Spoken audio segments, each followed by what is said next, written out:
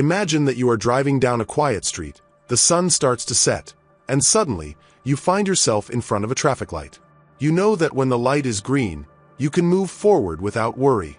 Yellow is a warning, a reminder that it's time to be cautious, to look carefully before continuing.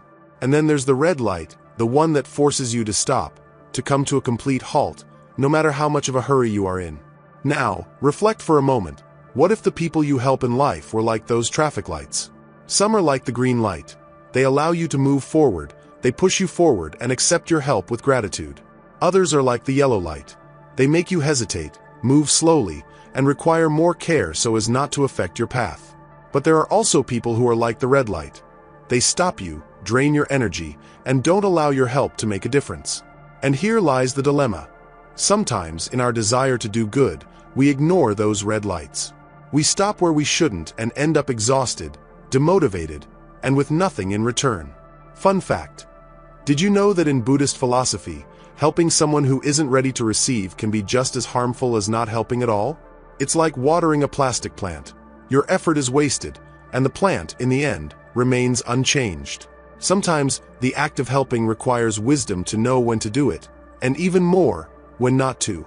In this video, I'm going to show you the 9 types of people you should not help when you reach old age. People who, like those red lights, ask you to stop for your own well-being. To develop this video, we will do it like a kind of ranking, from the types of people who cause the least harm to those who cause the most harm, and the last spots will give you something to think about. So let's begin. Type 9. Those who complain without seeking solutions. These people live in an endless cycle of complaints and problems. Their life seems like a constant storm, where the clouds of negativity never dissipate. Every day, they have something new to lament. Bad luck, the weather, the economy, relationships, or even the way others live their lives. However, what truly distinguishes these people is not the nature of their problems, but their attitude towards them. They don't seek the calm after the storm. They simply resign themselves to living in the rain. Deep down, they have found a strange comfort in their discomfort. Complaining becomes their refuge, a place where they can hide from the challenges of changing their situation.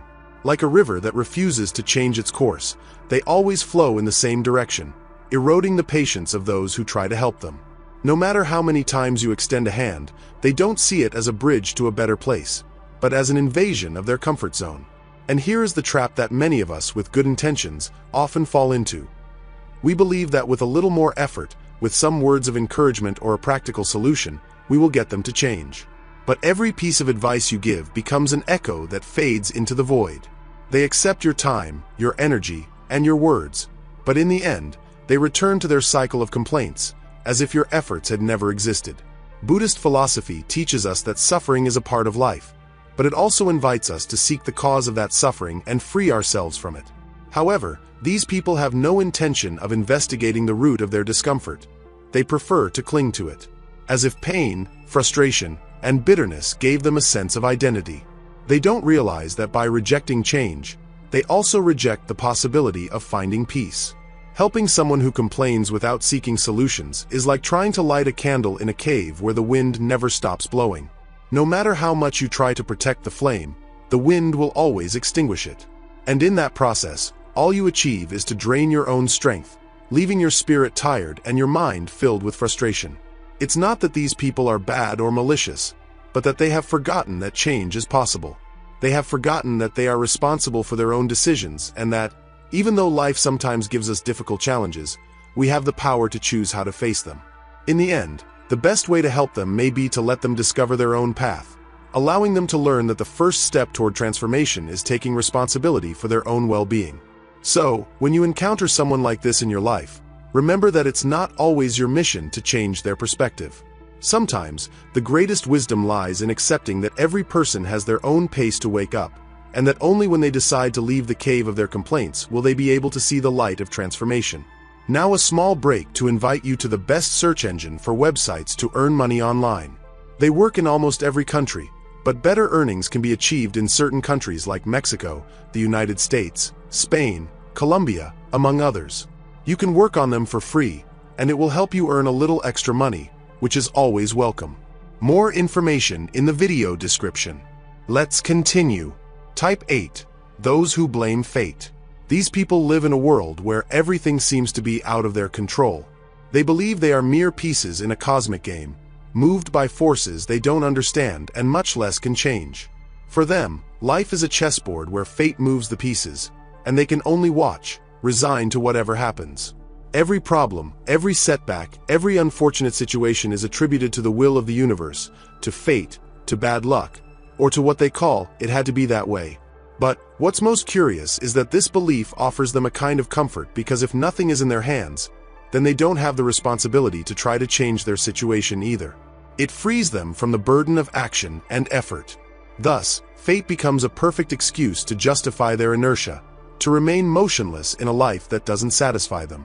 When trying to help them, you encounter a wall, solid and cold, built with phrases like, "It's pointless," "It's out of my hands," or "I tried before, it's useless." It's like trying to push a car with a handbrake on.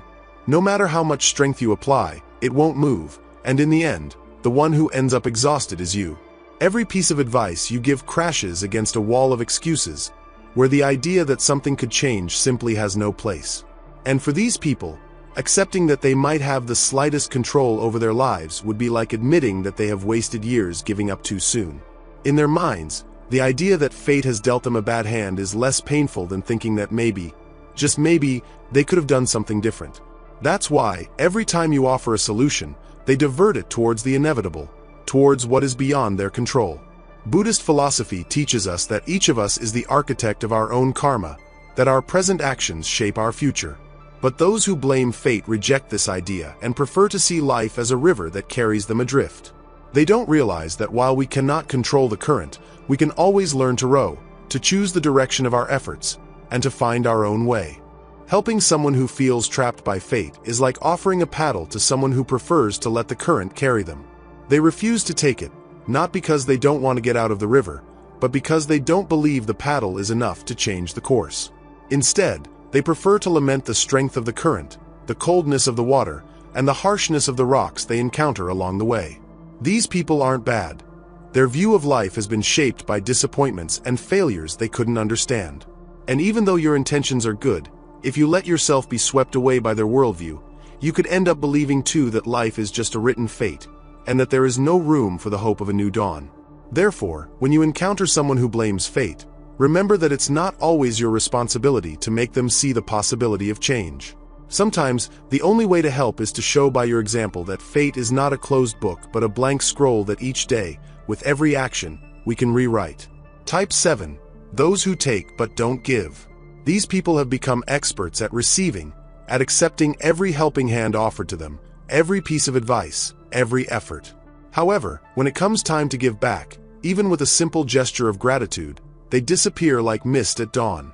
They are like bottomless pits, capable of absorbing every drop of kindness you offer, but never returning a single drop to those who have been generous with them.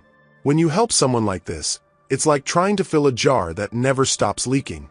No matter how much time, energy, and resources you pour in, there always seems to be a hole where everything slips through. No matter how much you give, the feeling of emptiness is always present, because they never bother to close that gap with a simple thank you or a supportive act. Like a tree that takes water from the soil but never offers shade, these people become a burden to those around them. They thrive on the generosity of others, but they don't provide even a corner of shelter when the sun of life becomes relentless.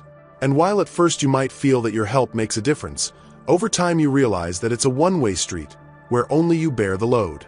Buddhist wisdom teaches us the balance of giving and receiving, the natural flow of karma, where every action generates a reaction.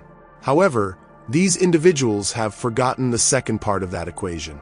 They have learned to receive, but have forgotten that true well-being comes from reciprocity. They believe that there will always be someone willing to help them, without understanding that by taking without giving, they cut off the natural flow of energy and isolate themselves more and more from genuine connections. Trying to change this attitude in them is like trying to fill a lake with a single drop of water. The depth of their need will always be greater than the amount of support you can provide, and that thirst for receiving will never be quenched. This doesn't mean they are malicious.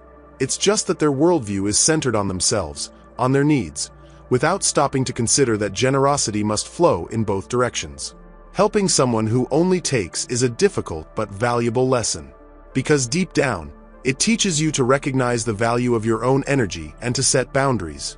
It's not about becoming cold or indifferent, but about understanding that not all people are ready to give something back, and that your time and support are valuable. When you encounter someone like this, remember that balance is key. Sometimes, the best way to help is to know when to withdraw your hand, when to let them discover for themselves the importance of giving back. Because, as nature teaches, a tree that never bears fruit soon stops being cared for, and a river that only takes from the sea ends up drying up. Type 6. Those who fear growth. These people live trapped in a cage built by their own fears, where every decision and every action is limited by the fear of the unknown, of the new, of what it means to step out of their comfort zone. They are like a tree that fears the wind, that shrinks before every breeze, not understanding that those winds are what strengthen their roots, what allow them to grow stronger and more solid. But they prefer to remain in the safety of the shade, seeking protection from others to avoid facing those challenges. Often, these people look for someone to protect them, someone to take on the responsibilities they fear to carry. They don't seek to improve, advance, or develop their own talents. They seek a guardian who will keep them safe from life's storms. And although at first, your help might seem like a refuge, you soon realize that they don't wish to build a shelter of their own, but rather continue taking cover under yours. Helping someone who fears growing is like pushing a door they keep closed themselves. No matter how much you try to show them what's on the other side, the potential they could reach, the freedom that comes from facing fears, they always find a reason to keep that door shut. They prefer the safety of the known, no matter how small, over the vastness of a horizon that scares them to explore. Stoic philosophy reminds us that growth arises from facing adversity. It is in difficult moments that we discover ourselves, where we learn the value of patience, perseverance, and courage. But for those who fear growth, every challenge is a threat, not an opportunity. They see effort as something to avoid, not as a path toward transformation. Helping them can become an emotional trap because their fear of growth ends up trapping you in their stagnation as well. Every time you offer them a solution, they reject it with phrases like, "It's too difficult," or "I'm not ready for that." It's like trying to light a fire in the rain. No matter how much you insist, the flame dies before it can burn, and the cold of inaction surrounds them again. And even though their fear is not their fault, often arising from past experiences that have made them fear change, it's not your responsibility to carry that weight for them. In life, each of us must learn to face our own ghosts, to take the first step out of darkness to seek the light. No teacher can walk that path for the disciple. They can only show the way and give them the courage to walk it. So, when you find someone who fears growing, remember that it's not always possible to protect them from their own fears. Sometimes, the best you can do is show them that the wind is not an enemy, but an opportunity to strengthen their branches. And that, even if some leaves fall in the process, it is precisely that which allows them to blossom when spring comes. Because, in the end, you can't force a tree to seek the light if it insists on staying in the shadows. You can only hope that one day, by itself, it discovers that growth is the only way to reach the sky. Type 5. Those who use emotional manipulation. These people are masters in the art of pulling at your heartstrings, making every one of your most sensitive fibers tense. They know your compassion's weak points and know how to make you feel responsible for their suffering, as if it were your duty to carry the weight of their sorrows. They use words like a net, wrapping you in stories of need, abandonment, and misfortune, but behind every word lies the intention to keep you trapped. They are like a fire that consumes the wood of compassion, burning intensely and seeming never-ending. No matter how much you fuel it with your support, time, and empathy, the fire never goes out. Instead of providing warmth, it leaves only ashes of good intentions around it. Every time you try to help them, they find a way to make you feel it's never enough, that you could give more, that you could make one last effort. Emotional manipulation is a silent but powerful weapon. These individuals can turn your good intentions into a burden, using your kindness against you. They make you believe that if you walk away, you are insensitive, and if you don't help, you are selfish. In the end, you're not offering help freely and genuinely. You're responding to a pressure that doesn't come from compassion but from the guilt they've planted in you. In Buddhist teachings, compassion is a virtue, but it must also be guided by wisdom. It's not about closing your heart to others' suffering, but understanding when your help becomes a way of perpetuating a cycle of dependency and manipulation. Because each time you give in to that manipulation, you are fanning a flame they have no intention of extinguishing. Helping someone who uses emotional manipulation is like pouring water into a bottomless well. It seems like you're filling something, but in reality, you're only draining yourself. At first, it may seem like your help makes a difference, that your support can change things. But soon you realize that for them, there is no point of satisfaction. They will always find a new reason to keep you close, to keep the feeling alive that they need more from you. It's important to remember that beneath this behavior there is often a deep fear of being alone, of facing life without the safety net provided by those they manipulate. But that fear doesn't justify the harm they cause, nor does it mean you should sacrifice your well-being for them.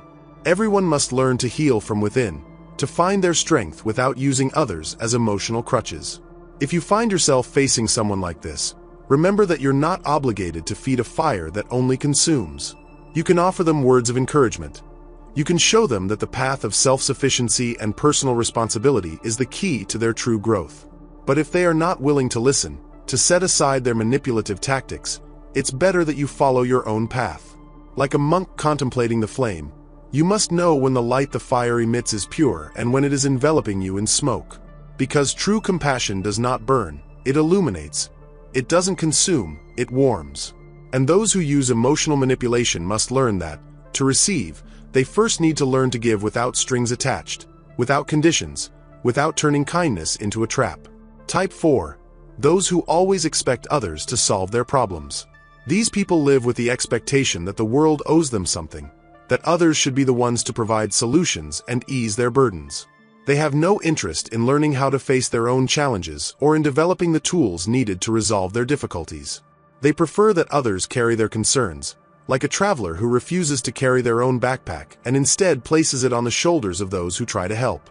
At first glance, they may seem innocent or even vulnerable, but behind that attitude lies a deep dependency, a refusal to take responsibility for their own lives. And by placing their backpack on others, they avoid the effort, the pain of facing their own problems, while at the same time shifting that weight onto those who, with good intentions, try to provide support. Trying to help a person like this can be exhausting. At first, you feel like you're making a difference, that with your guidance and support, they will be able to move forward and take charge of their situation. But over time, you discover that every step you take for them is a step they are unwilling to take themselves. The backpack you help them lift becomes a burden you drag along, while they walk without a care. Like a river that flows effortlessly toward the easiest path, these people choose the comfort of dependence over the effort of change. Not because they can't learn, but because they prefer the passivity of letting others solve their problems over the discomfort of taking action. They become an obstacle to their own growth, and without realizing it, they also become an obstacle to yours. In Buddhist wisdom, we are taught that each person is responsible for their own karma, for their own actions and consequences. Helping is a noble act, but we must not forget that it is also an act that must be shared. When the balance is broken and only one carries the weight, the help becomes a burden, and the one who receives it does not learn to strengthen themselves. True compassion is not walking the path for someone, but showing them the way and letting them walk it themselves. It is important to recognize when your help is not a temporary support, but a way of perpetuating dependency. Because helping someone who expects others to always solve their problems is like trying to build a house on sand. No matter how much effort you put in, each progress crumbles, and in the end, both are trapped in the same instability. So when you find someone who shuns responsibility and expects you to always solve their problems, remember that the best help you can offer them is the opportunity to face life on their own. You can lend them a hand to get up, but you can't walk the path for them. Only when they take on the weight of their own backpack will they discover the strength that lies within them, and only then can they continue their journey with autonomy and dignity. Because, in the end, life is a path that we all must walk on our own, and the greatest lesson you can give to those who depend on you is the courage to carry their own weight, to discover that within them lies more strength than they ever imagined. Type 3. Those who constantly compare themselves to others. These people see life as an endless competition, a race where every action and gesture they receive is evaluated and measured against what others get. To them, the value of what you give isn't in the intention or the effort, but in how it compares to what others have received.